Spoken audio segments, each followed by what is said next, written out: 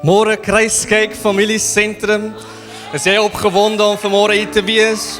Is jy reg om hom te aanbid met alles in jou? Kom ons gee die Here 'n lofoffer. Hemelvader, heilig is U. Triomferend, Here, almagtig. En Here, vanmôre is ons so dankbaar dat U in ons midde is. Here, U woord sê waar 2 of 3 in U naam vergader, daar is U in ons midde. Here, U is alomteenwoordig. Here, nie net is U hier vanmôre nie, maar elkeen wat ingeskakel is vanmôre, Here, U is daar. En soos ons vanmôre instap in die heerlikheid, en soos ons vanmôre U glorie ervaar, Here, is ons dankbaar en ons is opgewonde om te ontvang, Here. Ons kom vanmôre in gees om U te aanbid met alles in ons binneste. Ontmoet met ons op 'n diep en persoonlike wyse. Here, dat ons U glorie ervaar, dat ons U majesteit ervaar vanmôre, en ons is so dankbaar vanmôre om hier te kan wees, Here.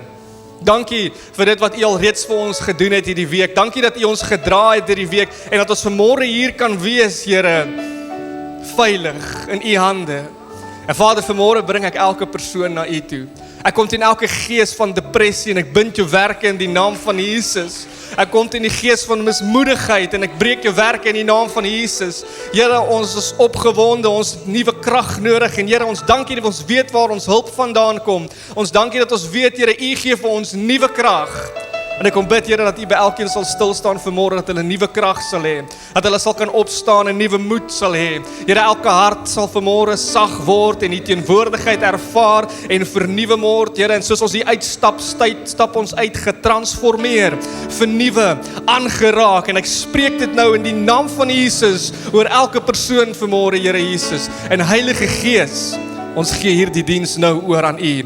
Neem U beheer, Vader, soos ons in lofprysing en aanbidding gaan, Here, ontvang ons prys, ontvang U eer, Here, want dis alles tot eer en verheerliking van U naam. Here, ek bid vir elkeen wat 'n bediening uitleef vanmôre, van die musiekinstrumente tot die sonnaarskool, elkeen wat iets gee van die deur, Here, dat U hulle sal seën, Here, soos wat hulle gee, dat die reën sal val, die heilige reën op elkeen vanmôre, Here Jesus, ons bid dit in U groot en heilige naam. Neem oor, Heilige Gees, ons is afwagtend vir U, o God. Kom bid ek so, Here, vir Pastor Clemens wat die woord gaan bedien, Here.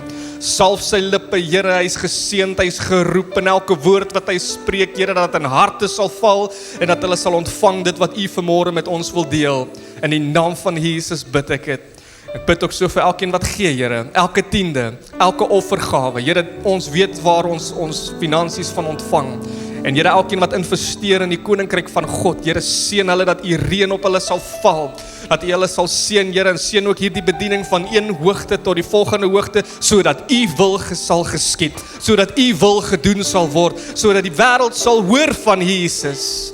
En nou gee ons oor aan U, die heerlikheid, heilige God, almagtige God, verdien al die eer en al die lof en al die prys en al die aanbidding, en almal wat dit glo sê amen.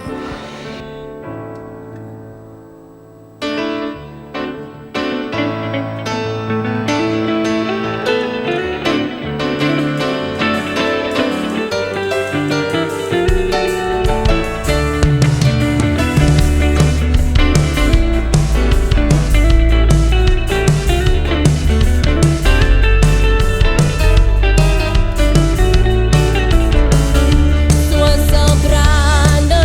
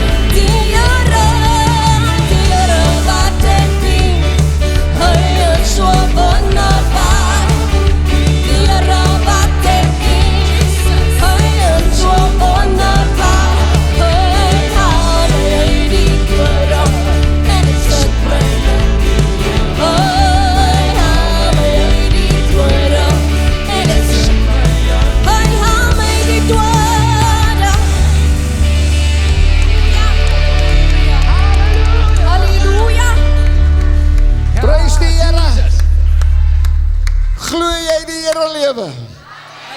En omdat hy lewe, gaan jy lewe. En het jy die lewe, as jy in my glo, sê Jesus, sal jy lewe al het jy ook gesterwe. Halleluja! O, die Here wat het doen. Hy is so wonderbaar. Die Here wat het doen. Hy is so wonderbaar. Hy hou my uit die dood op en hy sit my in die lewe. Hy hou my uit die dood op en hy sit my in die Here. Die Here wat het doen. Hy is so wonderbaar.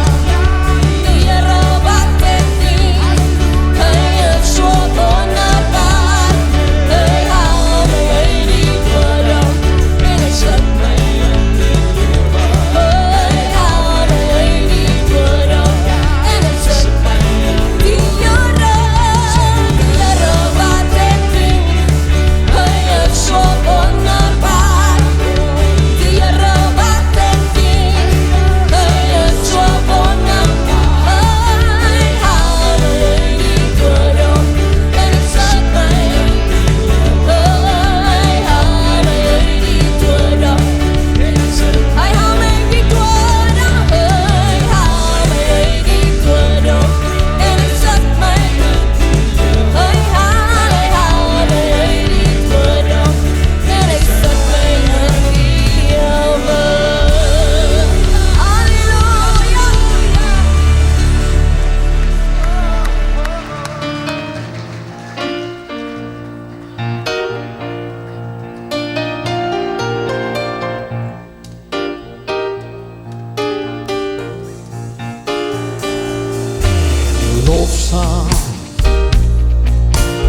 Lofzang aan koning Jesus. Oh, lofzang tot eer van zijn naam.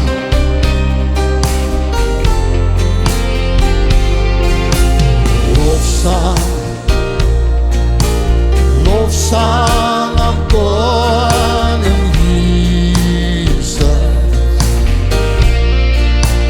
Want die bloed van de lam maakt mij vrij. Allemaal samen. Onze Hosanna.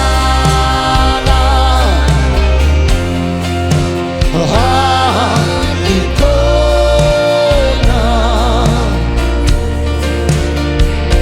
onze onderlaas heeft hij gedragen. Onze Hosanna,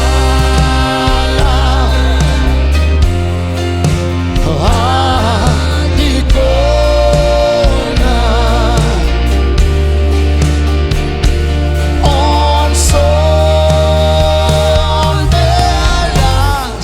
Het hij gedragen.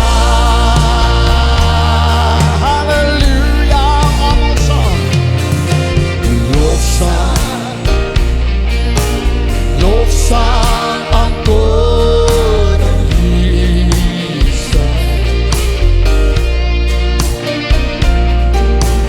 Lofzang tot eer van zijn naam.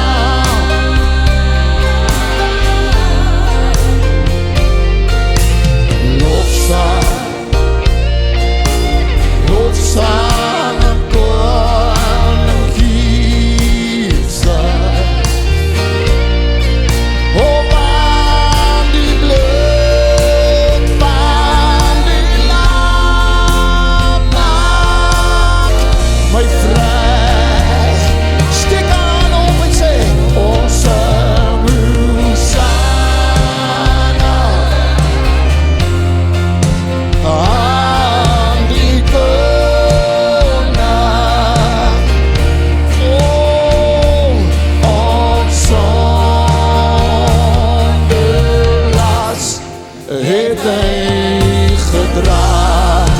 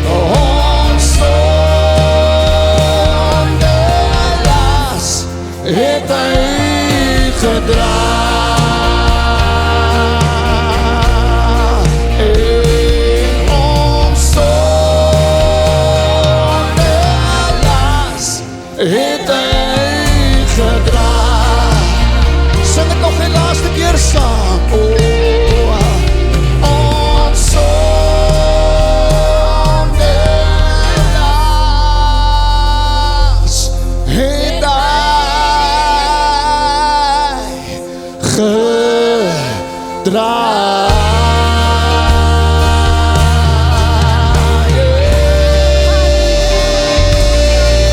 is vry, want my sonde las het hy gedra. Kan ons die Here loof vir die kruis? Kan ons hom loof vir vergifnis? Kan ons hom loof vir verlossing? Sê Hosanna.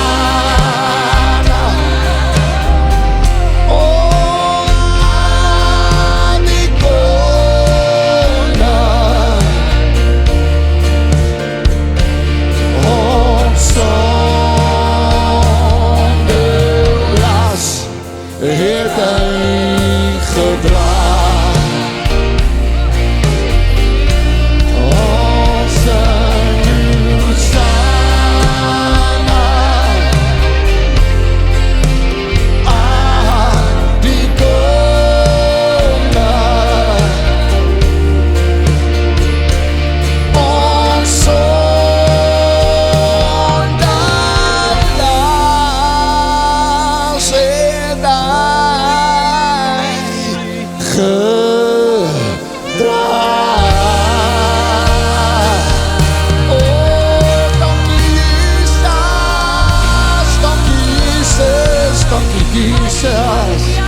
Prys die Here.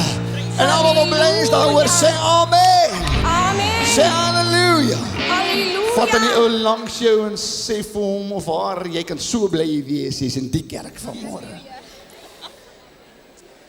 Prys die Here.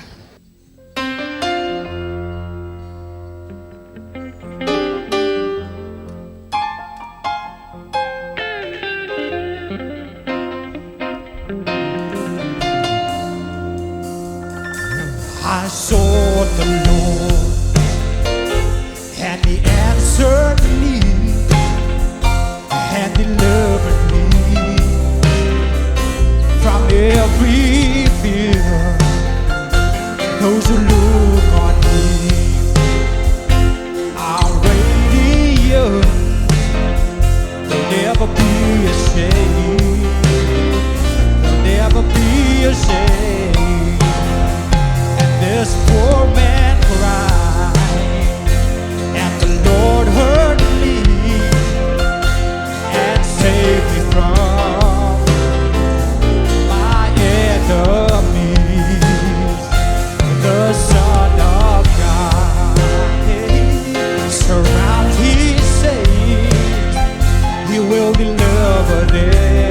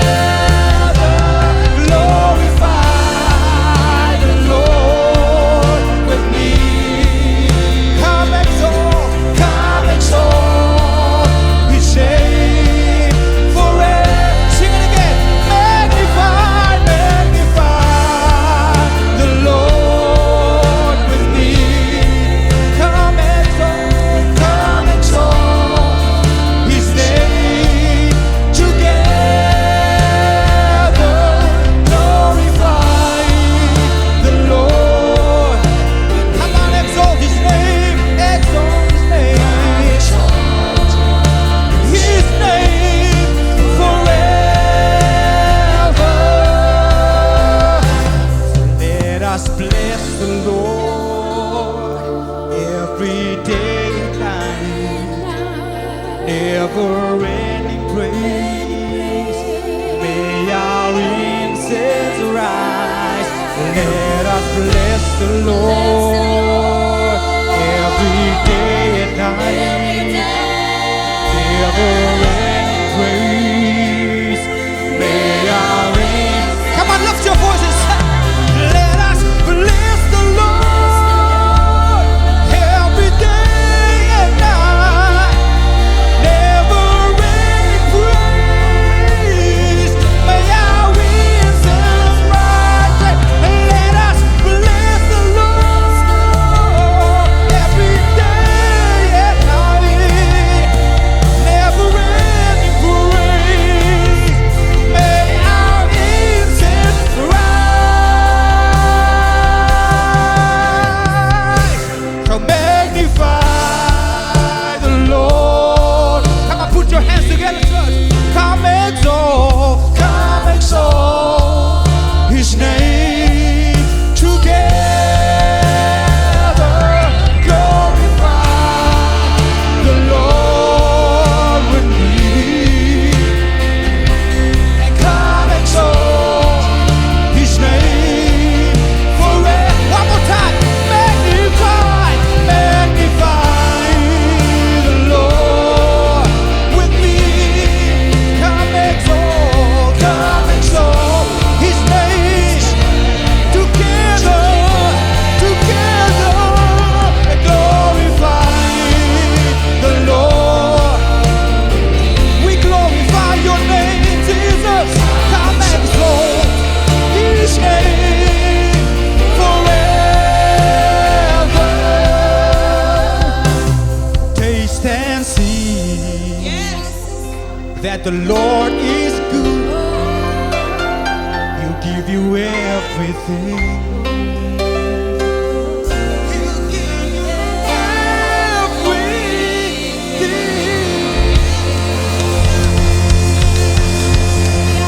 Ooh, hallelujah.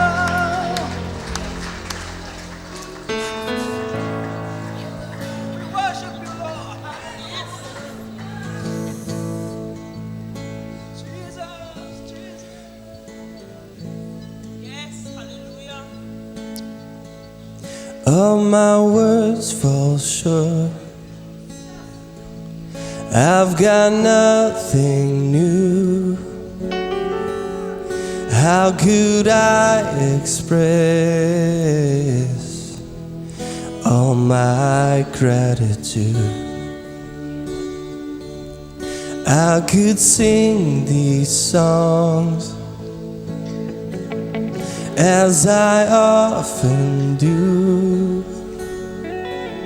but every song must end, and you never do.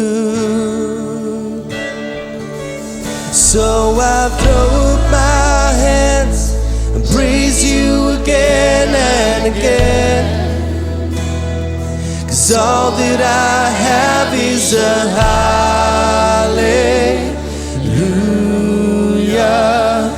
hallelujah. I know it's not much, I've nothing else fit for a king except for a heart singing hallelujah, hallelujah.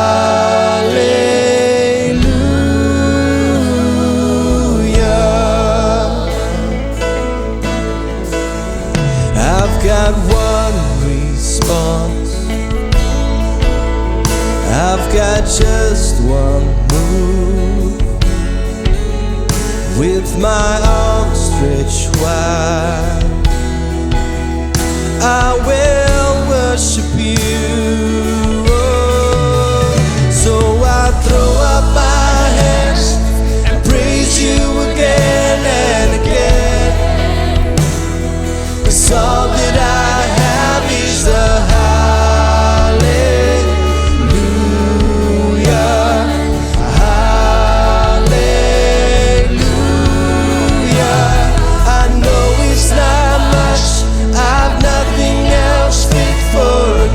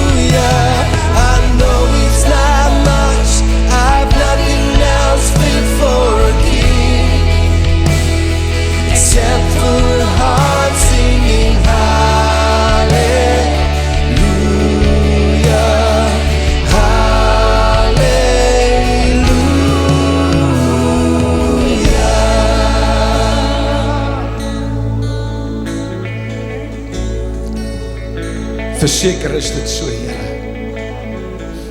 Ons het niks vanmôre om te bied nie. Halleluja. Ons het niks om te gee nie. Al wat ons het is 'n halleluja. Halleluja. My siel maak die naam van die Here groot. My siel verheug hom in die Here. Kan ek 'n paar mense kry wat net wat hulle self verheug in die Here? Kan ek 'n paar mense kry wat die Here loof, wat die Here prys, terwyl sy heerlikheid hierdie gebou vul? Halleluja. Ontvang ons halleluja. As jy kan sê halleluja, sê prys die Here, sê halleluja, sê loof die Here. O Vader, word verheerlik in die plek, Here. Laat die krag van God manifesteer, Here. Laat die heerlikheid van die Here ons ontmoet in die plek, Here. Ons is honger en dors vir meer van U, Here. O, ons soek meer van U, Jesus. O, ons is honger, Here. Ons is dors. Kom voed ons vanmôre, Here. Kom les die dors in ons harte, terwyl ons dit uitroep vanmôre, Here. Meer van U, meer van U, meer van U, Here. Minder van onsself en meer van U, Here. O, Shibananani, Ribatura Vasukutili Bemenda, Shibatura Manamamo Uruenda, Shamakatandara Vasukutili, Rimandulolo. Sing het u wil. Steek jou hande op, sing het nog eenmaal. I throw up my hands and praise you again and again. 'Cause all that I have is a hallelujah, hallelujah. I know it's not much, I've nothing else fit for a king, except for a heart singing hallelujah,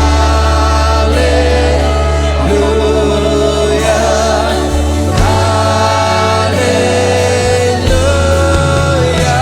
So I throw up my hands and praise you again and again, 'cause all that I have is a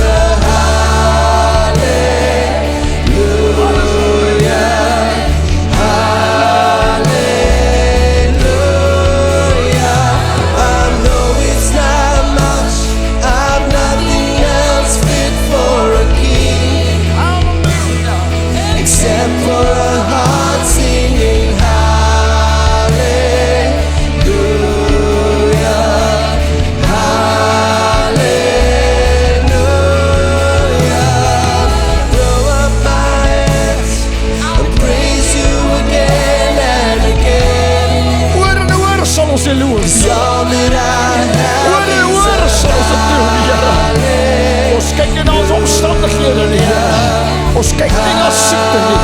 Ons kyk nie na uitdagings nie. Ons kyk nie na reëse wat voor ons staan om ons te intimideer nie, Here. Ons sal U loof, Here. Ons sal U prys met alles wat binne in ons is. Halleluja. Halleluja.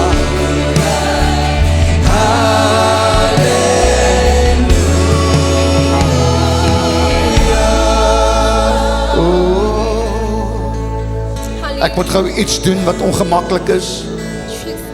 Ek het 'n duidelike instruksie.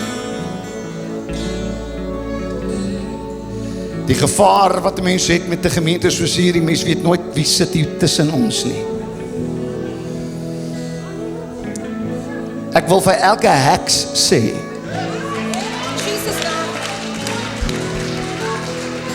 ek wil vir elke sangoma sê, ek wil vir elke duiwelaanbidder sê, die vuur van God kry jou beet. Jy sal niks uitgerig kry nie in die naam van die Here. Elke vloek wat jy gee, stuur, maak ek tot niet in die naam van die Here. In die naam van Jesus. Jy is deel van die koninkryk van leuns. Jy val onder die koninkryk van leuen. Ons glo nie jou leuen nie. Jy's besig met 'n valse ding. En pas op waarmee jy besig is. Want die vuur van God is in hierdie plek. Die heerlikheid van die Here is hier. En ek maak elke vloek tot niet in die naam van Jesus. Ek verklaar en spreek.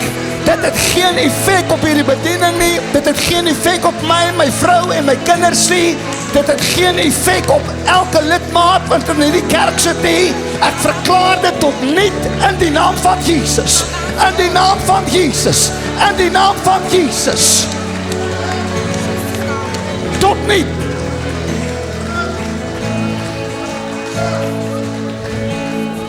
En jy sal nie weer jou voete hierin sit nie. Totdat jy bekeer.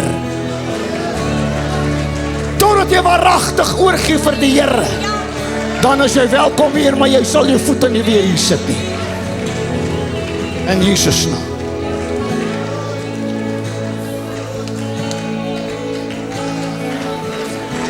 Hallelujah.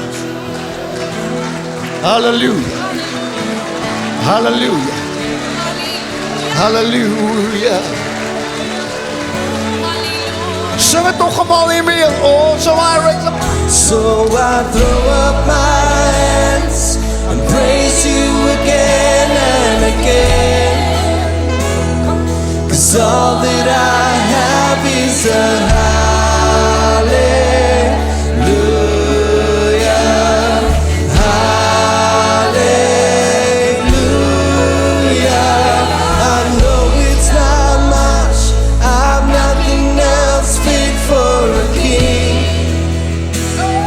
Except for a heart singing hallelujah, hallelujah. Laatste keer. Sing het nog eenmaal. So I throw up my hands and praise you again and again. 'Cause all that I have is a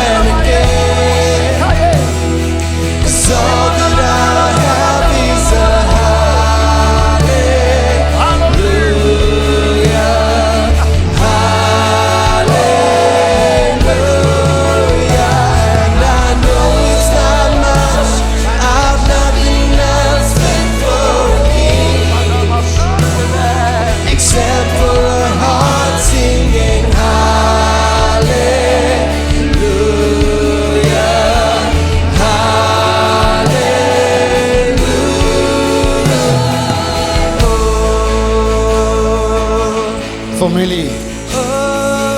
Ek wens u kan sien wat ek sien. Ek wens u kan sien hoe mense die Here loof. Met alles wat in hulle is.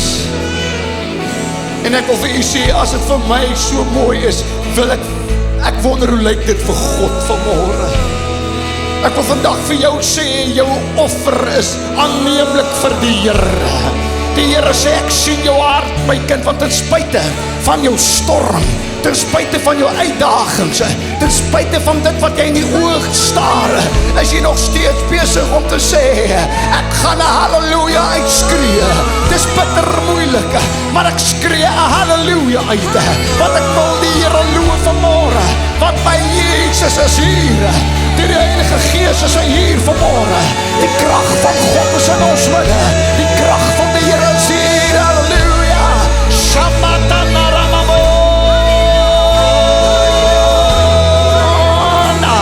Shimatara Ramamona Surle. Riba Baba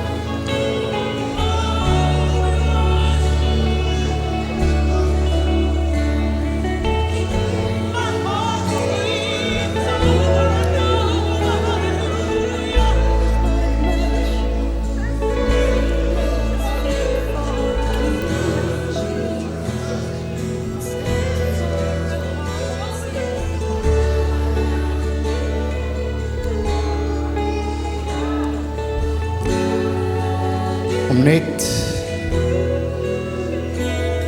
u gerus te stel. Terwyl ek met hierdie woord besig was, het die Here vir my gesê, wat nou gebeur, gaan gebeur.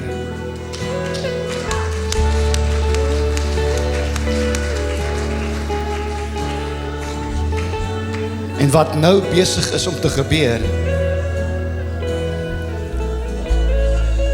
bevestig die woord, want die Here het vir my gesê, dit gaan gebeur.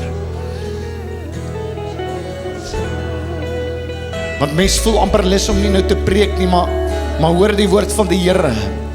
Hierdie woord wat ek nou gaan bedien, gaan 100% bevestig wat hier gebeur.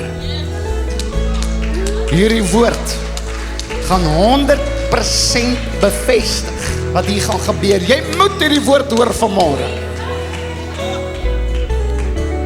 Jy moet hierdie woord hoor. En die Here help my dat ek nie verskoning vra en vir jou so wys nie. Want dit is 'n stuk vleis. Maar God wil vir ons iets sê vanmôre. En hierdie atmosfeer is presies reg vir hierdie woord. En u gaan nou sien hoekom ek so sê.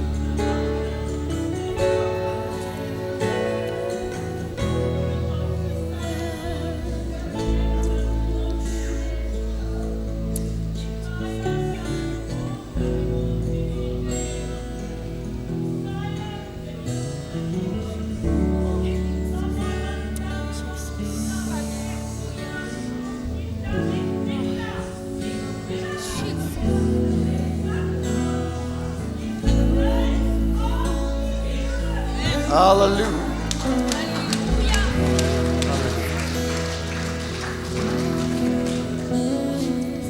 Ek voel in my gees die taal wat nou gepraat het, sy uitleg lê in hierdie woord. Is vasgevang in hierdie woord. Matteus 17 vers 1 en 2. Ons gaan Matteus 17 behandel vandag. En wanneer ons by vers 2 gaan kom, gaan jy presies sien hoekom ek sê, hierdie atmosfeer is 100% in lyn met hierdie woord. Vers 1 sê van hoofstuk 17. En na 6 dae het Jesus vir Petrus en Jakobus en Johannes sy broer saamgeneem. Kyk gou en hy het hulle gebring na 'n hoë berg. En hulle was eensaam, alleen op die berg. Alleen. En hier is dit nou, is jy reg? Vers 2. En Jesus, hy het voor hulle van gedaante verander. En sy aangesig het geblink soos die son. En sy klere het wit geword soos die lig.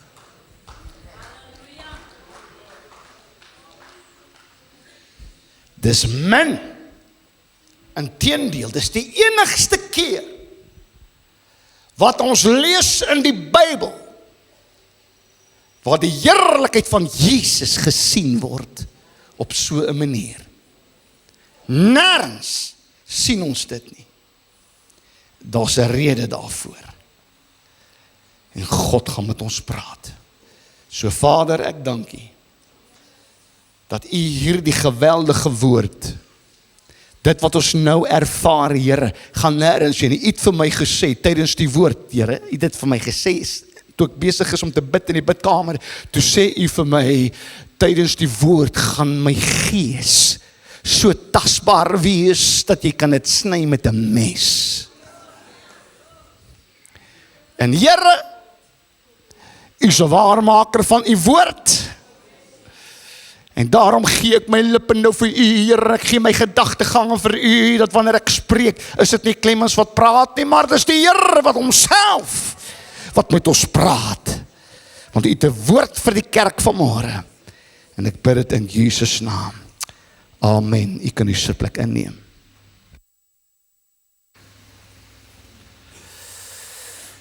Daar kom tye in hierdie lewe. Soos nou, wat ons ervaar op hierdie oomblik, waar jy die Here so lief het, waar jy hom so voel, soos nou, jy is so naby aan hom, maar die ding is die volgende, en ek gaan dit ook 'n bietjie later weer sê, dat wanneer ons na hierdie ervaring, dit wat ons nou beleef op hierdie oomblik, dat wanneer ons hier uitstap, dan verstaan ons nie die pad wat hy ons aflei nie. En ek gebruik die woordkeuse aflei, want op hierdie oomblik het ons 'n top van die berg ervaring, van God se heerlikheid. Maar wanneer jy hier uitstap, is jy besig om af te stap na die vallei toe, en jy verstaan nie, waarom is jy op hierdie pad nie. Jy dan die Here so lief, en jy is so bewus nou van sy teenwoordigheid. En jy weet, hy is bonatuurlik, hy is die God van die bonatuurlike. Hy is die soewereine, getroue God. Jy weet, is nie meer jy wat leef nie, maar is hy wat in jou leef. Jou wil is sagmoedig, jy het oorgegee aan die wil van die Here. Jy bely, hy is Heer van jou lewe, en jy doen wat hy van jou verwag om te doen, en jy bely, hy is jou heerser. Maar jy verstaan nie, hoekom moet jy die bergtop verlaat, en jy is besig om af te stap na 'n vallei, en daaronder is die hellos. Jy verstaan nie. Ons ervaar dan die Here hier op hierdie oomblikke. Ek ervaar sy krag en sy salwing. Ons is op die top van die berge. Ons sien sy heerlikheid, maar onder in die vallei lyk dinge nie mooi nie. En die pad wat jy besig is om af te stap, dat as jy deur jou eie wil gelei was, sou jy nie die pad gekies het nie. Maar vir een of ander rede kies die Here jou om hierdie pad te stap. Dis 'n pad wat jy nie vir jouself sou gekies het nie. Jy's omkant gevang met 'n diagnose wat gemaak is. Hierdie diagnose het jou omkant gevang. Jy het nie hierdie verraad verwag van jou besigheidsvernoot nie, jy het nie hierdie verraad verwag van 'n kollega by die werk nie. En dit wat besig is om te gebeur in jou lewe, het jy nie voorbeplan nie. En hierdie pad wat jy besig is om af te stap, put jou uit en dit maak jou so moeg dat jy moeg is. En jy's die een wat altyd mense opgebeur het, jy's die een wat altyd gesaai het. Jy's die een wat altyd bid vir ander. Jy's die een wat nooit aan jouself dink en jy dink heeltyd aan ander mense, jy wil ander mense help en jy wil altyd die ander persone en die mense om jou help en jou gemeenskap help en by die werk wil jy altyd ingryp en jy's die een wat altyd probeer om te help, maar nou sit jy hier en jy wonder, sien God ooit my trane?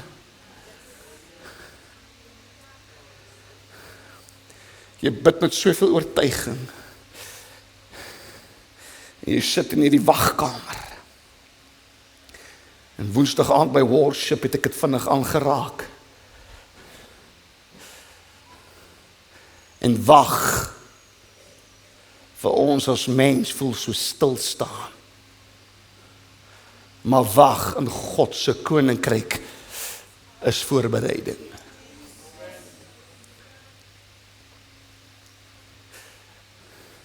En ons raak frustreerd in die wagkamer.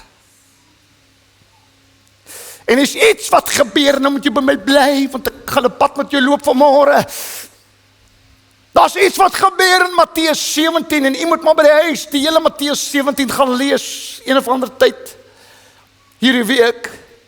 En daar's nie tyd om alles te lees nie. Maar ek gaan dit probeer behandel. En daar is iets wat ons sien, wat ons onsself mee kan vereenselwig. Hoor mooi, daar's 'n spanning in Matteus 17. Bly by my, tussen belydenis en verwarring. Want hier binne is ons besig om sekere goed te bely, maar wanneer ons hier uitstap, raak ons verward.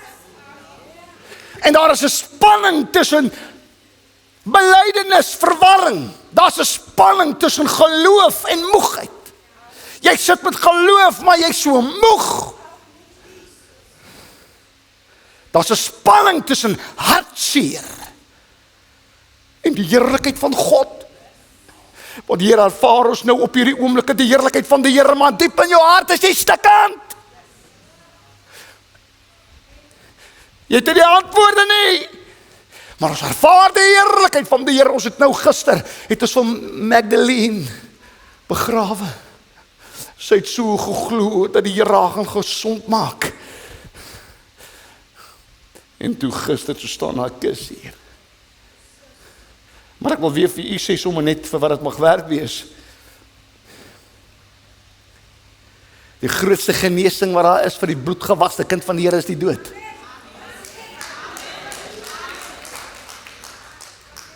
Want dan is jy op 'n plek van geen siekte, geen pyn, geen uitdagings, 'n plek van perfeksie.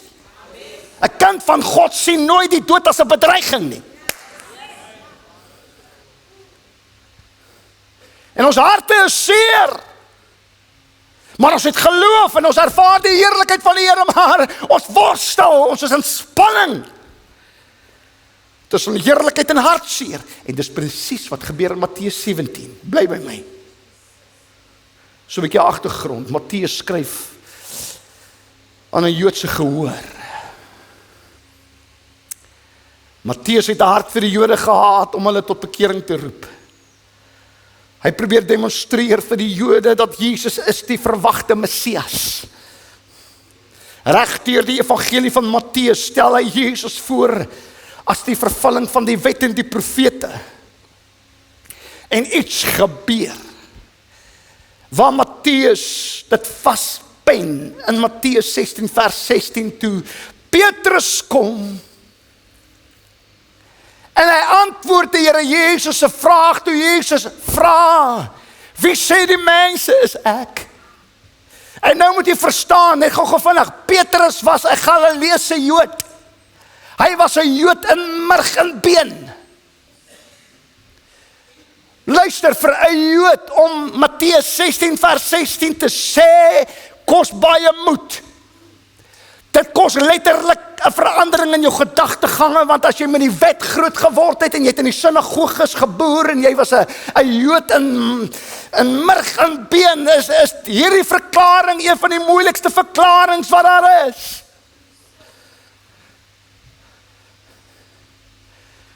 En Matteus sê vir ons, wat was die antwoord van die Galileese Jood wat in Kapernaum groot geword het langs die see van Galilea, want hy was 'n visserman en dit is vir my so mooi wanneer ons sien hoe die Bybel, wanneer jy wat nou al in Israel was, ek is gaande oor Kapernaum wat reg langs is die mooiste dorpie, dink ek in die Bybelse tyd, want vandag is daar net ruïnes. Maar ek dink in Jesus se tyd was dit die mooiste dorpie gewees, reg langs die see van Galilea. En hierdie Galileese Jood, toe Jesus vra, wie sê die mense is ek, toe kom hy en hy sê, U is die Christus, die Seun van die lewendige God. En verstaan mooi familie, vir 'n Jood om dit te sê, het baie moed gekos. Het geweldige moed gekos. En Jesus antwoord vir hierdie Galileese Jood, wat tot bekering gekom het en Jesus volg, en Jesus sê vir hom, Petrus, op hierdie rots sal ek my kerk bou en die poorte van die hel sal dit nie stop nie. En verstaan mooi, hierdie verklaring, Jesus, U is die Seun van die lewendige God, is 'n bergtop verklaring. Want hoor mooi, dit is maklik om hierdie oomblik te gebruik, waar ons God so ervaar, as sy teenwoordigheid ervaar in ons midde, om te sê, Jesus, U is die Seun van die lewendige God. Maar kan jy dit sê wanneer jy onder in die vallei kom?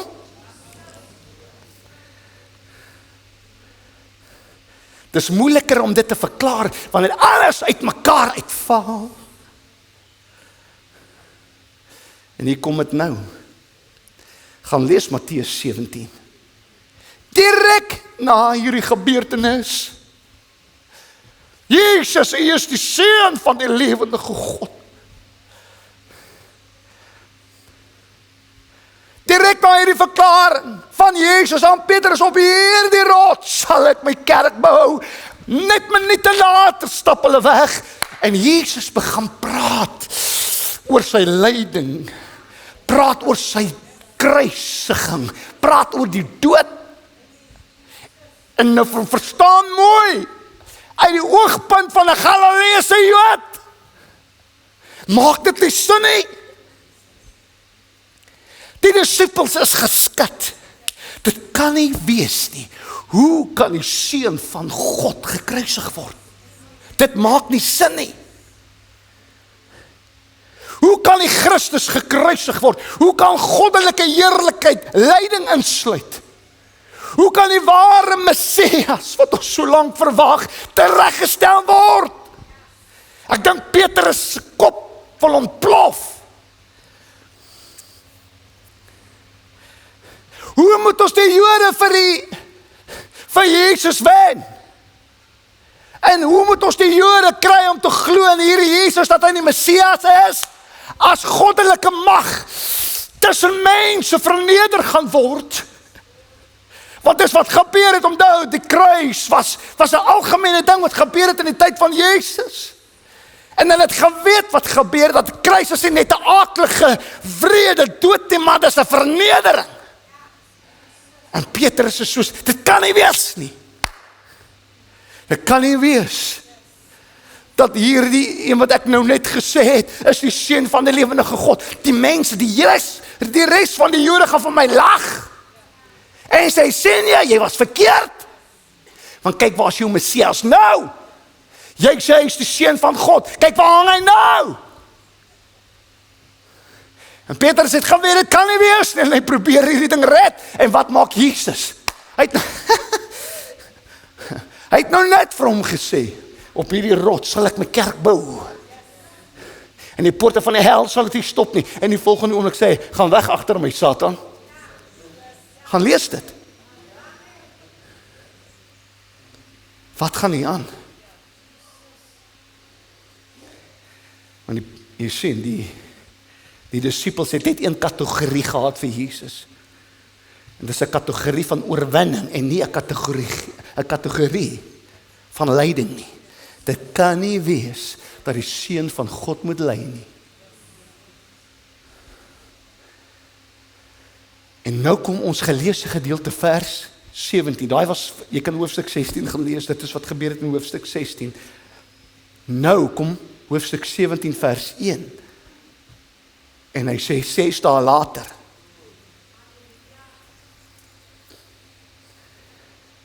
Gebeur daar iets.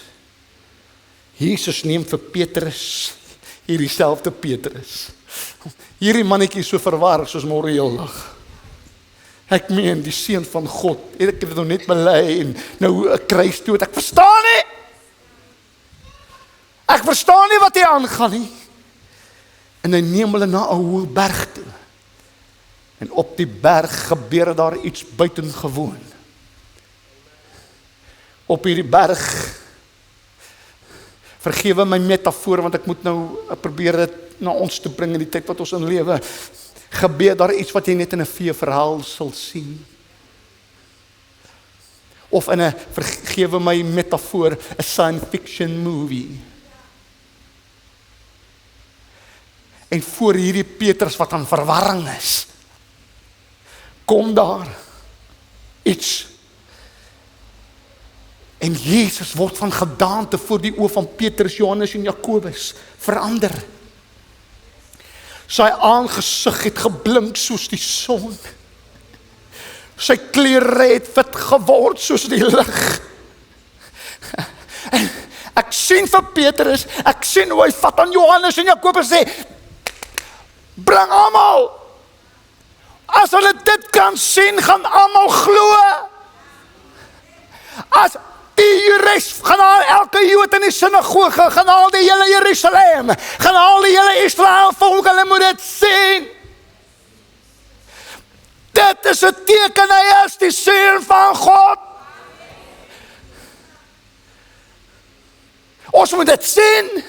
Die wêreld moet dit sien, dan gaan almal glo, ons het reg geglo. Almal moet dit sien. En wat voor die oë van Petrus, Johannes en Jakobus gebeur, is hierdie titel, hierdie verklaring, u is die seun van die lewendige God, word geonderstreep en bevestig. Die een wat gaan bloei op die kruis, is dieselfde een wat nou gloei in heerlikheid. Die een wat bespot gaan word, is nou die een wat skyn in glansryke heerlikheid. Die een wat gaan hang aan 'n kruis, is die een wat nou skyn soos die son. En hierdie gebeurtenis op die top van die berg, verstaan mooi familie, was nie 'n vertoning nie. Was nie 'n, vergewe my Engels en my slang, dit was nie om af te show nie. Want dan sou Jesus dit time and again gedoen het, oor en oor sou dit gedoen het vir mense. Hy kon afshow en sê, check my lig. Dit sou die hele Israel getrek het. Dit sou mense by hulle duisende oor die wêreld getrek het. Hier's 'n man wat skyn soos die son, dit moet God wees. En hierdie gebeurtenis was nie vir 'n vertoning of om te spog nie. Maar hoor mooi, dit was om iets te openbaar. Dit was nie 'n skouspel nie. Maar dit was iets wat gebeur vir substansie. Dit was nie vir 'n emosionele opheffing nie, maar dit was 'n teologiese voorbereiding. Iets gebeur nog. Nou is hierdie Petrus ma. En jy gaan dit nie lees nie, maar ek kleef so 'n bietjie in, want dit is wat ek sou gedoen het. Amen. Nou is Petrus maar. Hier kom Moses en Elia. Die Bybel sê vir ons, Moses en Elia verskyn saam met Jesus. Nou het sy koppie omgelos. Nou moet ons die mense gaan haal. Wat in die sinagoge by die Jode word die Torah verkondig. En die Torah is al 5 boeke van Moses. Genesis, Exodus, Levitikus, Numeri, Deuteronomium. Hier staan Moses by Jesus. My heerlikheid, ons moet almal hier kry. Hier is Moses. Dit kan nie wees nie. Ons kan dit nie alleen sien nie. Ons kan dit nie alleen ervaar nie. Hier is Moses. Hierdie man se boeke word verkondig in die sinagoges. Die hele fondasie van die Joodse geloof is gebou op hierdie man Moses. Ons moet hulle gaan haal. Net so terloops. In hierdie berg van verheerliking. In hierdie oomblik van glorieryke heerlikheid. Glorieryke glans. Staan Moses. Moses verteenwoordig die wet. Elia verteenwoordig die profete. En hoor mooi, my Here, die feit dat Jesus saam met hierdie 2 figure staan, wat in die Ou Testament voorkom, hierdie Ou Testamentiese figure onderstreep die belangrikheid van die Ou Testament. Dit onderstreep hoe die Ou Testament verwys na Jesus. Dat alles in die Ou Testament wys na Jesus. Jy mag nooit die Ou Testament weggooi nie. Jesus het die Ou Testament bevestig op die berg van verheerliking, toe hy staan in sy glorie glans. Toe staan Moses en Elia, en dit was 'n bevestiging. Ons het die regte Bybelboek beet. En in hierdie gebeurtenis van glorieryke glans, stop dit nie net daar nie, gaan lees verder. Ons gaan nou nog 'n bietjie praat daaroor. Kom daar 'n stem. Matteus 17 vers 5 sê, en daar het 'n stem gekom uit hierdie helder ligte wolk en gesê, dis God wat hier praat. Is dit nie mooi nie? Ek is so bly ek glo aan God die Vader, God die Seun en God die Heilige Gees. Ek is so bly dat toe Jesus staan op die berg, toe kom God ook. Jesus staan in sy glans en God kom in 'n stem, kom uit die wolk uit en sê, dis my geliefde seun in wie ek 'n welbehae het. Luister na hom. En waarom het hierdie heerlikheid deurgebreek? Hoor mooi, waarom moes Petrus, Johannes en Jakobus dit sien? Want wat hulle sou aanskou op Golgotha, sou hulle verpletter het, as hulle hom nie eers gesien het in glansryke heerlikheid nie.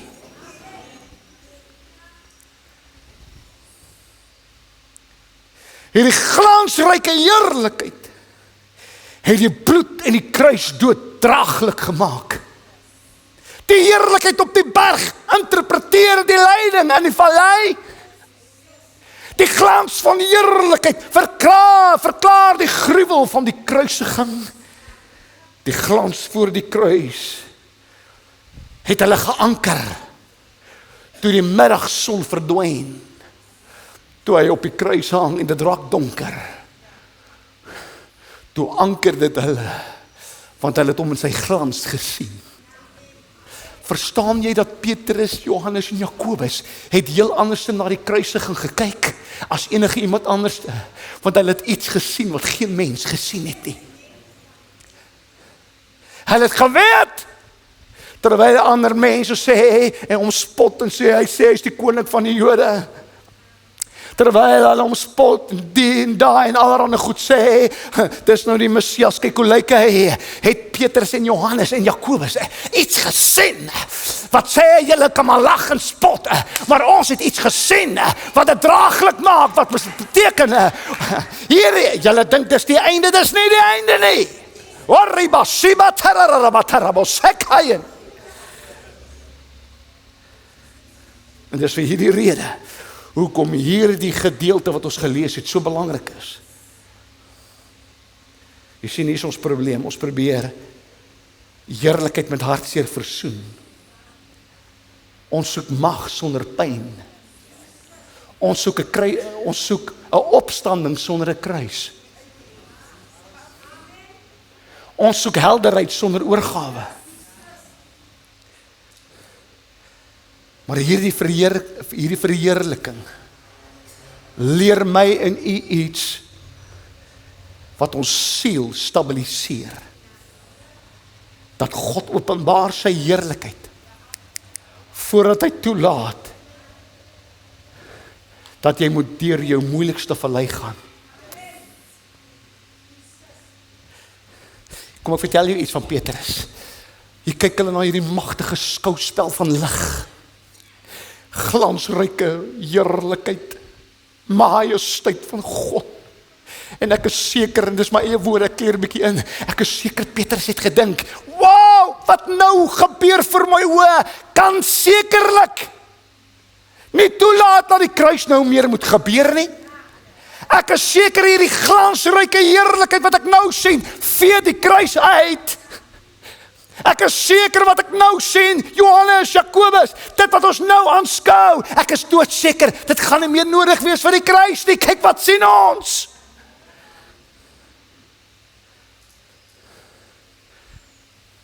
En ek gaan nou vir jou nou 'n klomp goed sê, dat mense sou gedink het, dat wanneer ons in God se heerlikheid is soos vanmôre, dat hy die vallei sal uitvee, en die vallei sal verwyder. Hy kanselleer nie altyd die storm nie, maar weet wat sien ek, hy wys wie hy is binne in die storm. So met ander woorde, wanneer die heerlikheid van God deurbreek, vee dit nie die kruis uit nie. Dit herdefinieer die kruis.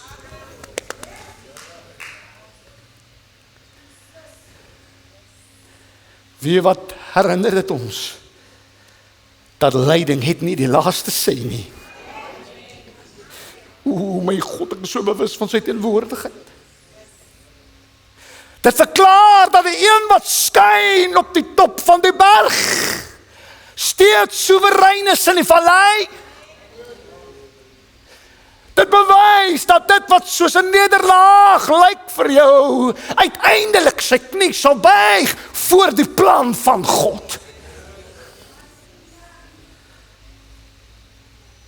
Duidelik wat ons hier leer is, God het nie sy heerlikheid geopenbaar om die vallei te verwyder nie, maar om jou voor te berei om deur die vallei te gaan. Hier is soveel goed in my kop.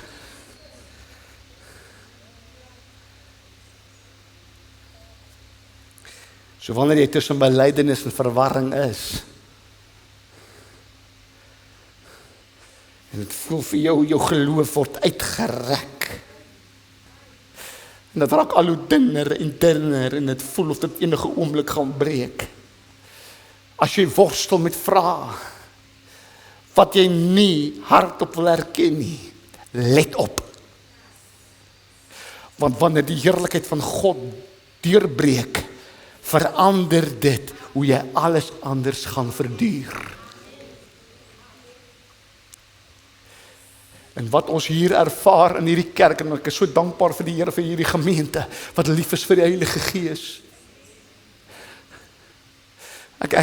En as ek daarom die microfoon vir julle elkeen moet kom gee en sê, kom, sê vir ons net waardeur jy gaan, sal ons hier in trane uitbars.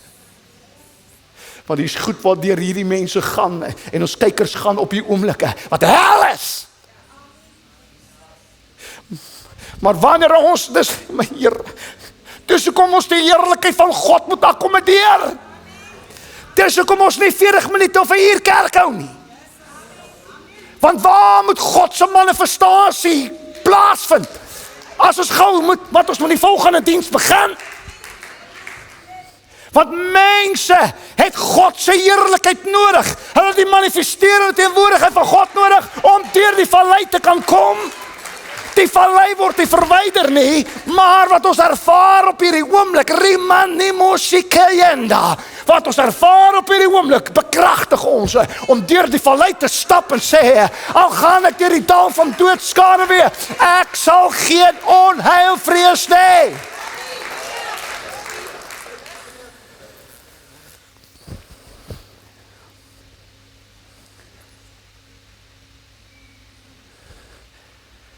Die heerlikheid van God word geopenbaar soos ons vanmôre ervaar om ons te versterk.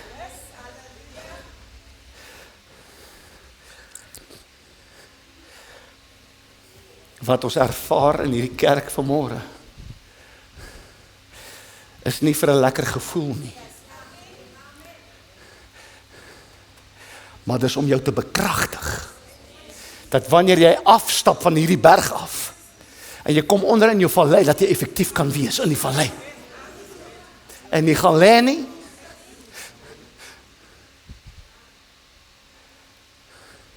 Dis om ons te versterk en te transformeer. En sonder dat Petrus en Johannes en Jakobus dit verwag, gebeur daar iets, daar's 'n verrassing.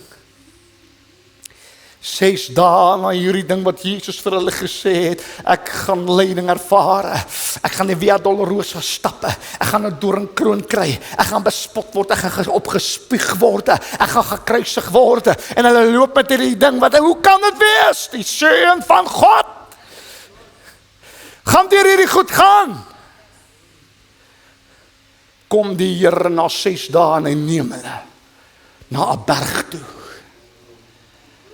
En hy sonder hulle af op 'n hoë berg. Hoor gou mooi, berge is nie net geografies nie. Berge in die Bybel was ontmoetingsplekke met God. Berge was ontmoetingsplekke met God. Kort lees ons, Jesus het gesê, hy sien ons, hy het sy disippels gelos en waar toe hy gaan berg toe, om wat te doen, om te gaan bid. Sinaï was 'n berg, Karmel was 'n berg, Sion was 'n berg. Op die berg Karmel openbaar God homself deur vuur in die tyd van Elia. Op die berg Sinaï kom God en hy gee die wet vir Moses. Op die berg Sion in Jerusalem het Dawid die verbondsark teruggebring waar God se teenwoordigheid was terug in die tempel. Op die berg Sion. Berge praat van ontmoetingsplekke met God. En geestelik moet jy sien vandag, ons is op 'n berg hier by familiesentrum, is ons op 'n berg. God openbaar hom altyd aan hoogtes. En hier is iets wat jy moet weet van hoogtes. Want God ontmoet ons op 'n hoogteplek. Dis hoekom lof en aanbidding uiters belangrik is. Want om op 'n berg te kom, moet jy begin loop en moet jy stap en dit kos moeite om op die berg te kom. Jy ontmoet die God op 'n plek waar dit gemaklik net is nie. Dit kos tyd, dit kos energie. Dit kos dat jy op 'n Sondagoggend kerk toe kom. Dit kos dat jy op 'n Woensdag aand worship toe kom. Dit kos dat jy soms in jou binnekamer is en musiek moet aansit en die Here soek dan die volgende oomblik na 10 minute of 15 minute dan bars jy deur binne die teenwoordigheid van die Here. En ons het dit vanmôre gesien. Die krag van God was nog nie hier by die sing van die eerste koortjie nie. Daar was 'n roering. Maar soos ons gesien het die volgende oomblik, iewers in die aanbidding toe breek ons deur. Wat het gebeur? Ons het die berg uitgeklim. Ons het geklim en geklim en geklim. Halleluja! Tot binne aan die hoogte van die berg.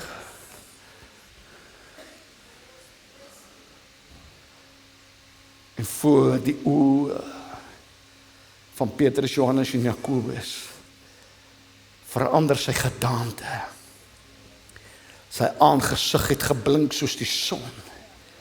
Sy klere het wit geword soos die lig.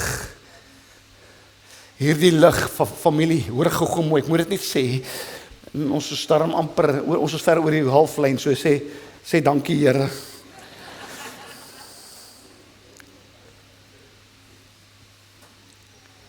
Hierdie transformasie, hoor mooi, was iets wat binne Jesus ontstaan het, wat uiterlik gemanifesteer het. Dit was nie geleende lig, soos die maan, wat die son se lig weerkaats nie. Hoor mooi, jy weet dit, jy het dit geleer op wetenskap. Die maan het nie 'n lig nie. Hy weerkaats net die strale van die son. En Jesus op daai oomblik het niks weerkaats nie. Dit was 'n intrinsieke heerlikheid. Dis 'n heerlikheid wat binne in hom is. Want hy is die seun van God. En die oom uit net die menslike vlees vir 'n oombliekie weggeneem. En daai lig het geskyn deur sy vleesgeworde vlees. En verstaan mooi wie sit hierso, wat besig is om te kyk vir hierdie skouspel van heerlikheid. Petrus, Jakobus en wie nog, Johannes. Geen wonder Johannes kom, begin hy met sy Bybel, sy hoofstuk of sy boek wat hy skryf, en hy sê in die begin was die woord, en die woord was by God, en die woord was God, en toe skryf hy in vers 14, dan sê hy, en die woord het vlees geword, en het onder ons gewoon, en ons, ek Petrus en Jakobus,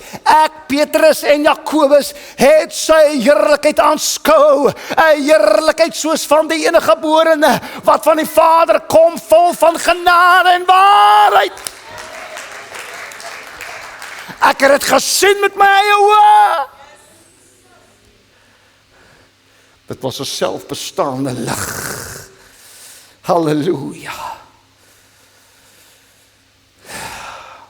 En die een wat op die kruis gaan hang, wat lyk asof hy swak is nou die een op die berg bekleed met almag en heerlikheid. So ek moet net gou nog so 2 of 3 goedjies sê.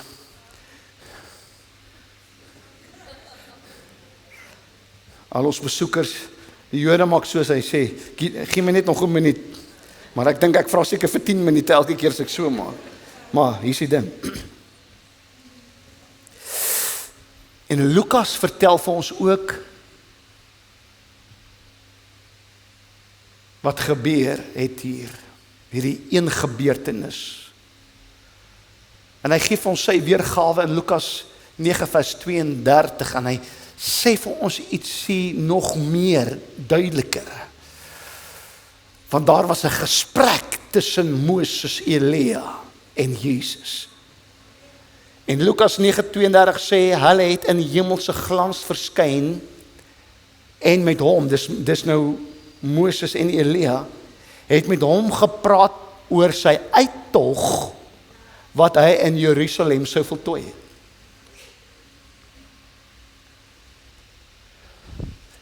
Waaroor het hierdie uittog gegaan? Kan ek vir u sê wat was die onderwerp? Die onderwerp was die kruis. Want hier is wat gebeur toe Jesus hang aan 'n kruis. Toe roep hy uit tetelestai, dit is volbring. Met ander woorde, dit is voltooi. Die kruis is 'n uitroep dat die uittog is voltooi. Hoor mooi familie, luister mooi. Die kruis is nie 'n tragedie nie. Dis 'n uittog uit slawerny. Dis 'n uittog uit sonde. Dis 'n uittog uit vloeke. Dis 'n uittog uit bindinge. Dis 'n uittog uit familievloeke, uit bloedlynvloeke. Dis 'n uittog van verlossing. Dis 'n uittog van genesing. Wow, dis die kruis. Die kruis is 'n uittog.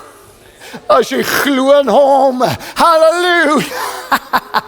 Oh, Here. Dis 'n uittog uit sonde, uit die mag van sonde. Dis 'n uittog van verlossing. So weet wat het Jesus op die berg gedoen? Op daai oomblik van heerlikheid. Hy het vir Petrus, Johannes en Jakobus die briljantheid van die opstanding gewys voor die kruisiging se brutaliteit. En Jesus laat toe dat hierdie 3 disippels hom sien vir wie hy werklik is, voordat hulle hom moes sien, hang aan 'n kruis. En dis presies wat ons sien in ons eie lewe, in die tyd wat ons in lewe. Want jy sien wat gebeur is ons hier op die top van 'n berg vanmôre. En die heerlikheid van God is in ons midde.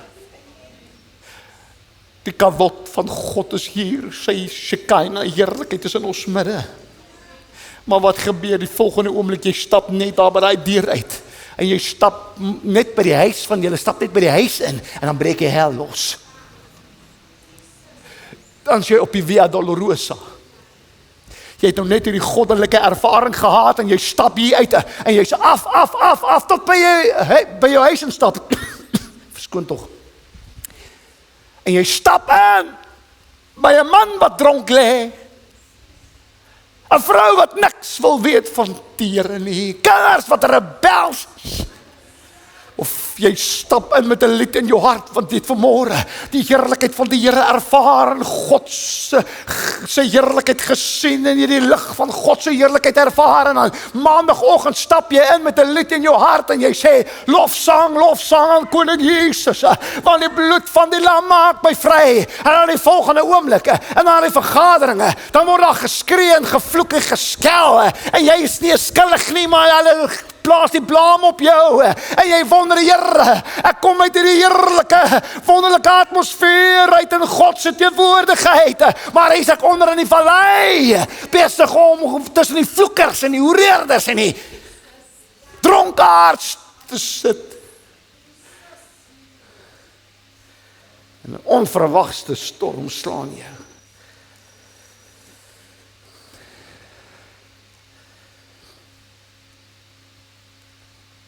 Maar hier is wat jy vandag moet weet. Hy wat skyn op die berg, sal jy onderhou in die vallei. En mense sou dink, ek gaan dit weer sê, as gevolg van hierdie glansryke, heerlike ervaring, sou die kruis nie nodig gewees het nie. Maar die bergervaring het nie die kruis uitgevee nie. Maar dit het nie net vir Jesus nie, maar vir elke ene daar toegerus vir die vallei. En wat jy hier ervaar vanmôre is nie hier net vir 'n lekker gevoel nie. Dis hier dat jy wat ook al vir jou wag hierdie week kan trotseer. En hier is die ding, wanneer ons ervaar wat ons hier ervaar op hierdie oomblikke, moet ons nie die vallei sien as 'n ontsnapping nie. Of sal ek eerder sê, wat ons hier ervaar as 'n ontsnapping nie, want omdat ek nou in God se teenwoordigheid is, in die glans van sy heerlikheid in hierdie gebou is, nou gaan ek ontsnap uit dit wat sou voor lê, maar die Here sê, ek is hier om jou te bekragtig om deur te gaan. Ons moet dit sien as 'n bemagtiging. Want wanneer ons weet dat hy in glans glorieryk is, kan jy hom vertrou wanneer die pad donker word. Hy heers in sy helder lig, wat maak dat jy deur die skaduwees kan loop, sonder om in duie te stort. Jesus skyn nog steeds in glansryke heerlikheid. Ek probeer, kan ek dit nog, ek wens ek kon nou klaar maak, maar ek het nog iets om te sê. En dan gaan nog, jy weet, ek verstaan nie die goed nie, ek wou nooit in my lewe preek nie, nou kry ek nie klaar gepreek nie. Die Here het 'n goeie sin vir humor. Ek is hier vandag om vir jou te sê, hy skyn nog steeds in glansryke heerlikheid. En solank as wat Jesus skyn, kan jy staan. Solank as wat hy skyn, kan jy staan. En hier's wat gebeur. O, Here, ek moet fokus. Kom ek staan stil, dat ek net by my notas bly. Matteus 17 vers 4 sê, Petrus is so opgewonde. En hy sê, vir Jesus, Here, dit is goed dat ons nou hier is. As U wil, sal ek hier 3 hutte opbou. Een vir U, een vir Moses en een vir Elia. Kom ons bly net hier, dit is die veiligste hier. Kom aan, veilige ervaring en 'n belewenis soos hierdie wil ons almal hutte hier bou. Sê Here, kom ons bly net hier, kom ons gaan nie uit nie, want daar agter wag die honde en die jakkalse vir ons. Kom ons bly net hier, Here.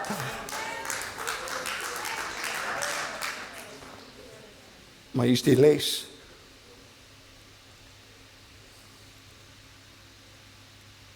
Jesus sê dit nie toegelaat nie. Want hy wil nie hê ons moet hutte bou by geestelike ervarings nie.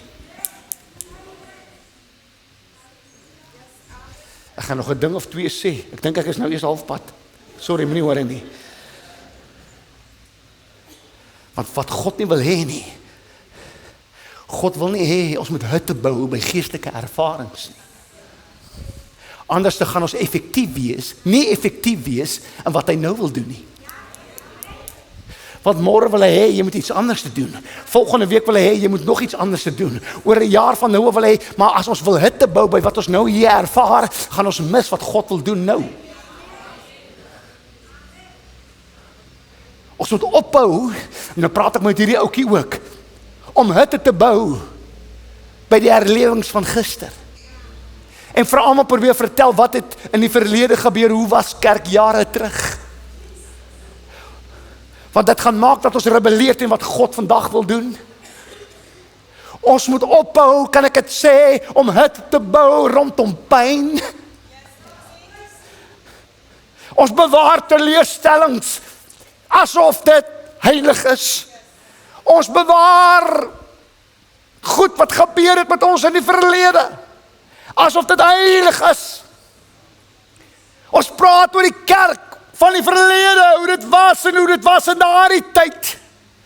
En dan mis ons wat God vandag wil doen. Ons bou hitte rondom leiers, persoonlikhede, pastore en dominees en invloedryke mense. Ons heg ons geloof aan mense in plaas van die seun van God. En hier is die ding, ek wil myself haas en die stem uit die hemel kom.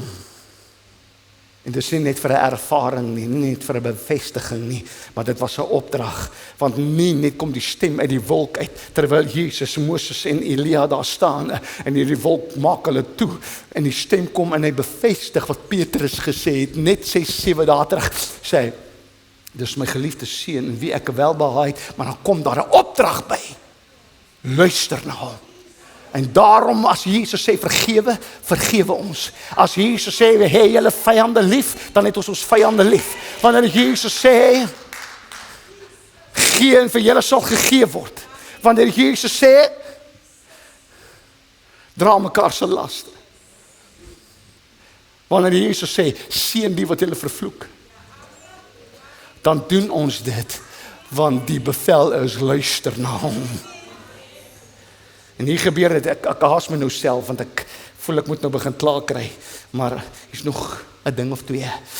Matteus 17 vers 6 sê, en toe sy disippels dit hoor, het hulle bang geword. En hier Petrus, Johannes en Jakobus val op die grond neer. En iets gebeur met hierdie Jesus. In sy glansryke heerlikheid. Ek wil hê jy moet die kronologiese volgorde sien. Kom my af. Na die disippels, omdat hulle het bang geword, en raai wat doen hy? Hy raak hulle eers aan, en toe sê hy vir hulle staan op. En raai wat? Hy kom nog steeds af deur sy Heilige Gees. Kom hy af altyd. En hy raak ons aan, en dan sê hy vir jou staan op. Hy doen dit nog steeds. As 'n ou koortjie wat sê, as hy jou aanraak, sal jy dadelik weet. Oh, we touching Jesus is all that matters. En ek dink as ek Jesus moet 'n prentjie van gee, dan wil ek verseker sê, dink ek, Hy was 'n drukkie mens, wat hy sy arms om die kinders geslaan, hulle geseën, en hier kom hy, en hy raak die disippels aan. Hy was ek hou van om mense aan te raak. En my vrou sê altyd, pas op vir die Delilahs en die Jezebels. Want ek wil net almal druk. Ek sê, drukkie mens. Dan sê my vrou, pas op vir die Delilah. Dan sê ek, hè? Want 'n man is ons, poef. Wat weet ek nog nou? Man, ek is lief vir my vrou, net vir my vrou. Wat sal ek toch nou wel vir 'n Jezebel sê, is dit? Hallo jou dingetjie. Asseblief man, niemand kan my vrou inneem nie. Ek is lief vir my vrou en net vir my vrou. So as ek jou druk, moenie idees kry, hy lyk my. Hoekom het ek dit gesê? Vergewe my, Here. Dis broederlike liefde. Het jy dit? Is nie welusie. Kom oor jouself. O, Here, ek moes dit gesê het nie. Ai.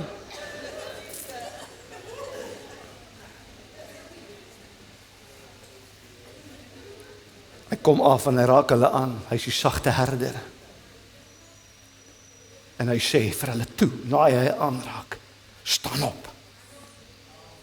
Die glansryke glorie seun kom af van die hemeltroon deur sy Heilige Gees en hy raak jou aan en hy sê, staan op uit jou skaamte, staan op uit jou vrese, staan op uit jou foute, staan uit jou sonde, staan uit jou verwarring. Daar's 'n paar goed wat hy wil hê, jy moet vanaf opstaan. Hou op om jou te vergelyk met ander. Hou op om weg te kruip agter vorige ervarings. Staan op uit jou oortuigings dat jy te gebroken is vir jou goddelike doel. Staan op uit jou vrees wat jou laat stilstaan,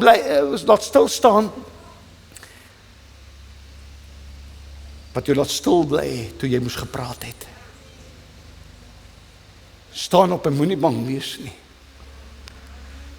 Moenie bang wees wanneer jy van die berg afkom, dat jy nie meer die sigbare glorie kan sien nie. Ek moet gou maak. Moenie die vallei vrees nie. Moet ook nie die vallei waartoe jy op pad is vrees nie.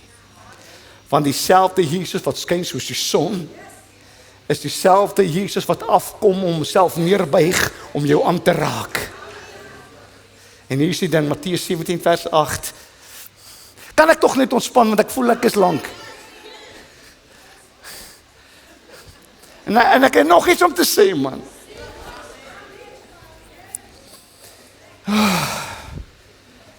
Ek probeer regtig korter preek, maar okay.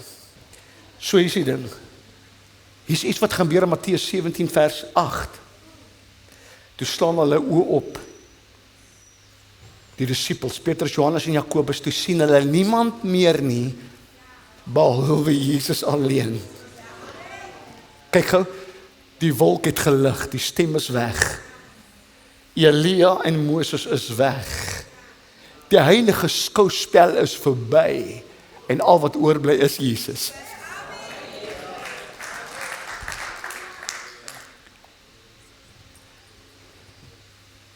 He's more than enough.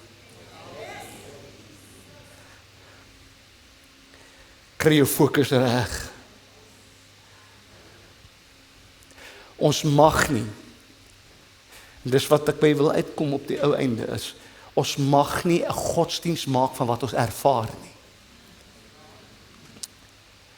Want Jesus het nooit gesê ons moet ons oog hou op ervarings nie. Ons moet ons oog hou op Jesus, die volëinder van ons geloof. So wat ons hier ervaar, ons wonderlik, maar op die einde moet ons oog kry op Jesus. En onderwyl hulle van die berg afklim, het Jesus hulle bevel gegee en gesê, julle moet vir niemand iets van hierdie gesig wat julle nou gesien het, sê nie, voordat die seun van die mens uit die dode opgestaan het nie. Shh. Bly stil.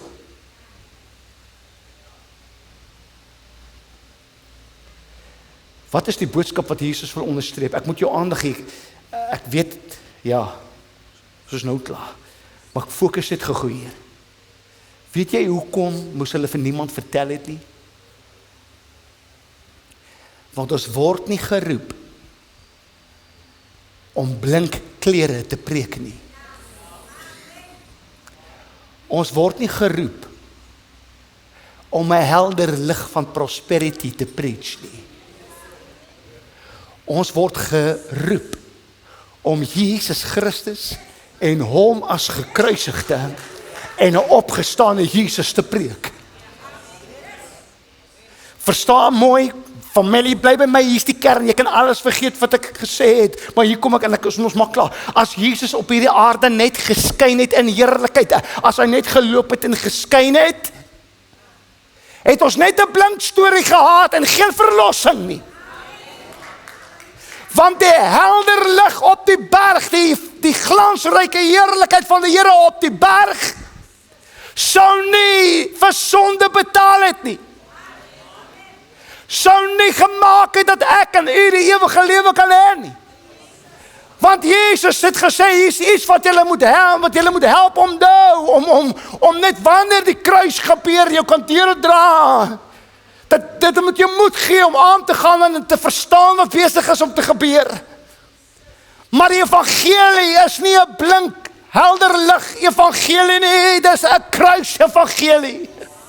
Die goeie nuus, ons kan nie vir mense probeer oortuig, hoor jy kom dan na familiesentrum toe, want ons ervaar die Here nie. Nee, ons is nie dat jy die Here moet ervaar met liefde en respek gesê nie, want dit moet ook gebeur, maar ons is hier om die kruis voor te hou en te sê, daar is redding, daar is verlossing, deur die bloed van die lam. Jesus sê in Markus 16 vers 15 en hy sê vir hulle, gaan die hele wêreld in en verkondig die evangelie aan die ganse mensdom. Ons word geroep deur Jesus om nie 'n bergtop oomblikke te preek nie, maar die evangelie van verlossing. En soos ek sê, het is wonderlik wanneer ons kan ervaar wat ons nou ervaar, maar dit bekragtig ons net om die evangelie te verkondig, om die boodskap van die kruis te verkondig. Maar jy sien, hier is die ding, familie, wat ons moet onthou, wanneer ons hier uit hierdie bergtop ervaring uitstap, is daar mense wat terugstap in gespanne huwelike in. Wat terugstap by uitdagings by die werk. Wat instap by die werk en met moeilike, afgunstige kollegas te doen het. Met rebelse kinders. En niks het verander nie. Maar wanneer jy Jesus sien, herrangskik dit jou prioriteite. So die disippels het verwaard van die berg afgekom. Orkes kom net op dat die mense dink ek maak klaar. Die disippels het veranderd van die berg afgekom. Nie omdat hulle 'n oomblik vasgevang het nie, maar omdat die oomblik hulle vasgevang het en getransformeer het. Die boodskap is dit. Kyk nou vir my, julle kyk nou weer vir hulle. Rarig, ek praat met jou. Bly by my, hier is die boodskap. Moenie bekoor word deur sy majesteit nie, maar word verander deur sy heerskappy. Want Jesus, dit wat hy skryf neer, as Jesus van die berg van verheerliking af kon stap, weg van daardie heerlikheid af, om in jou plek te kan kom sterf, kan jy van hierdie berg afstap, om hom te dien in die vallei.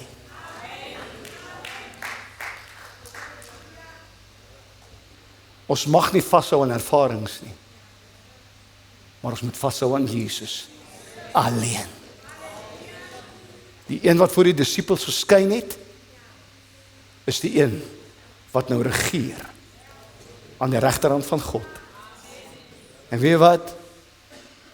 Ek dink baie van u, ek weet nie van u nie, ek weet nie wat is die prentjie wat jy sien, as jy God sien op sy troon en Jesus aan die regterhand van God die Vader. Weet wat sien ek? Baie lig. Lig wat skyn soos die son. En die lig wat van daardie troon afkom is so vol liefde en genade en barmhartigheid en heiligheid. En die een wat teen die berg van verheerliking afgeloop het teen Golgotha opgeloop. Die een wat begrawe is, het teruggekom met die sleutels van die dood. Wanneer die heerlikheid deurbreek, lei dit jou tot die kruis. En wanneer die kruis sy werk gedoen het, lei dit jou ook om op te staan. En opstanding lei tot hoop, en hoop lei tot die ewige lewe. Kom ons staan op ons voete dan, maak ons hierdie verklaring. OK, is julle gereed om hardop dit saam met my te verklaar? 1, 2, 3, ek glo en verklaar vandag dat Jesus Christus die Seun van die lewende God is. Die een wat in glansryke heerlikheid skyn en wat ook die pad van die kruis gestap het vir my verlossing. Wanneer ek deur moeilike tye en diep valleie gaan, kies ek om nie moed te verloor nie, want dieselfde Jesus wat op die berg in die heerlikheid geskyn het, is steeds by my in elke storm. Ek vertrou dat God my nie altyd uit die vallei neem nie, maar my voorberei en versterk om daardeur te gaan, sodat my geloof gevestig bly in hom alleen. Ek verklaar dat my oë op Jesus gevestig bly, die leidsman en volëinder van my geloof. Ek sal nie vashou aan net ervarings of oomblikke van emosie nie, maar aan die persoon van Jesus self. Halleluja. Omdat hy vir my gesterf het, opgestaan het en nou in heerlikheid regeer, staan ek ook op uit vrees, skaamte en verwarring. Ek kies om na hom te luister, hom te vertrou en hom te dien, want hy alleen is genoeg en hy is Here oor my lewe. Amen. En amen en amen. Halleluja. Halleluja. Elke oog gesluit. So op hierdie oomblik.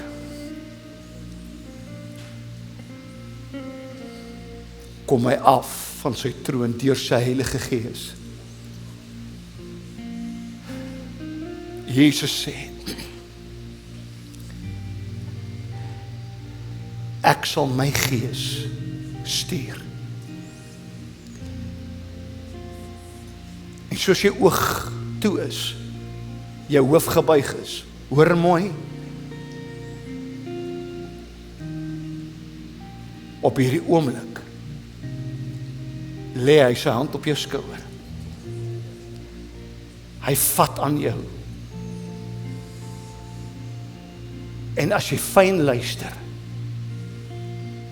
hoor jy hoe hy fluister in jou ore. Staan op. Staan op. Moenie gaan lê nie. Staan op. Ek wil jou bekragtig en goed openbaar aan jou, wat jy gaan help in die vallei. Die vallei gaan jou nie verpletter nie. Die vallei gaan jou nie vernietig nie. Maar ek vat jou daardeur en my heerlikheid val op jou op hierdie oomblik en bekragtig jou om daardeur te gaan. En jy sal sterker aan die ander kant uitkom met 'n karakter wat verander is, wat jou voorberei vir die nuut wat op pad is. Ek doen 'n nuwe ding, sê die Here. Ek doen 'n nuwe ding vir jou. Staan op uit jou seer. Staan op uit jou bitterheid. Staan op uit dit wat jy deur is in die verlede. Staan op uit jou selfbejammering uit. Staan op uit blaamverskuiving, want jy is heeltyd besig om ander te blameer. Dis heeltyd ander mense om jou.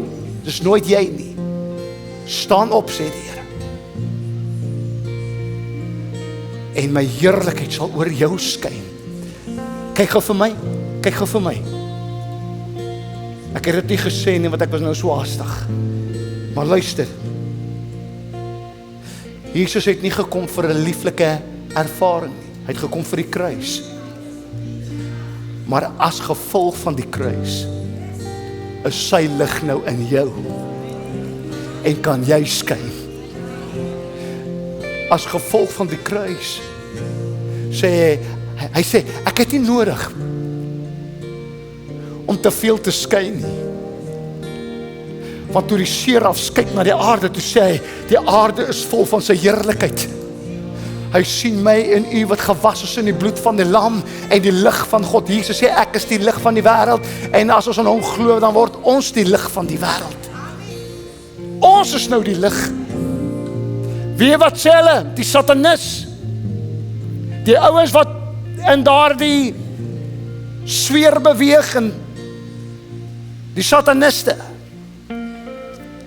Wie wat sê hulle, sien hulle wanneer hulle by mense kom in die gees, wat gered is, wat gewas is in die bloed, 'n helder lig om hulle. Gaan kyk maar die internet. Gaan kyk maar wat sê hulle, wat sien hulle, wanneer hulle wil vloeke uitspreek, dan kan hulle nie daarbij uitkom nie, want hulle sien net 'n lig, en hulle weet, hierdie mense is beskerm, ons kan niks doen nie. Daar's 'n lig om jou! Daar's 'n lig om jou!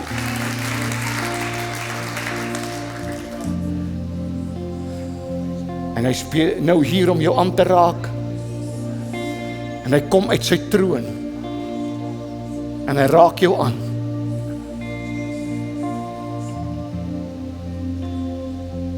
Sing vir ons ref. Sing saam met hom.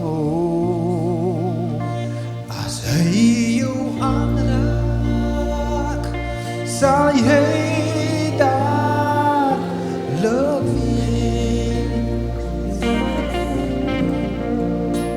As hy jou aanraak, sal jy dadelik weet.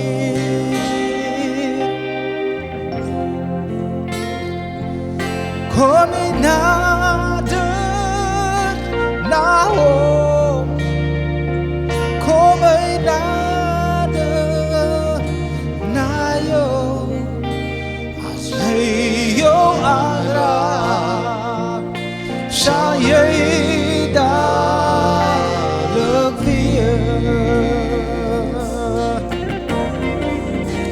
As hy jou aanraak, sal jy dadelik weet.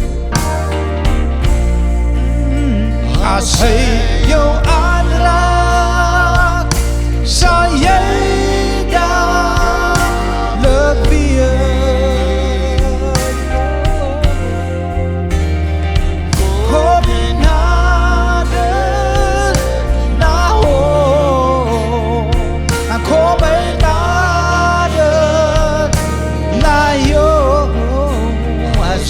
hy jou aanraak, sal jy dadelik weet. Sing die laaste keer saam. As hy jou aanraak, sal jy dadelik weet. As hy jou aanraak, sal jy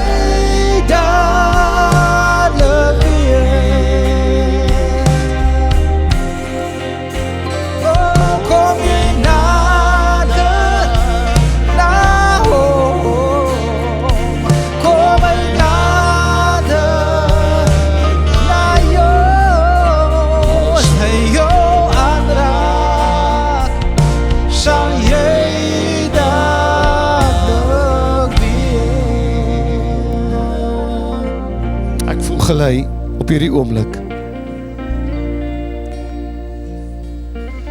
om te doen wat ons by worship doen, want ek voel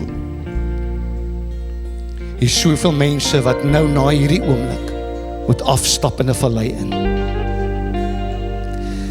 Jy ken nie die vallei wat die een langs jou moet instap na hierdie diens nie. Want op hierdie oomblik ervaar ons sy heerlikheid en ons sien ons sy glans.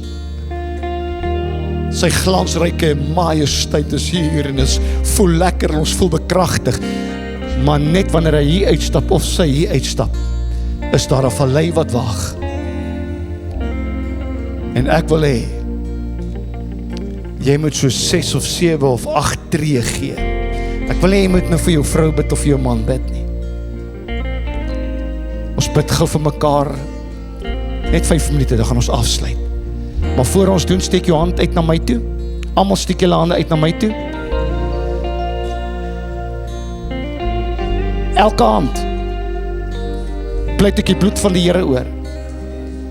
Geen ander gees sal oorgedra word behalwe God se gees nie.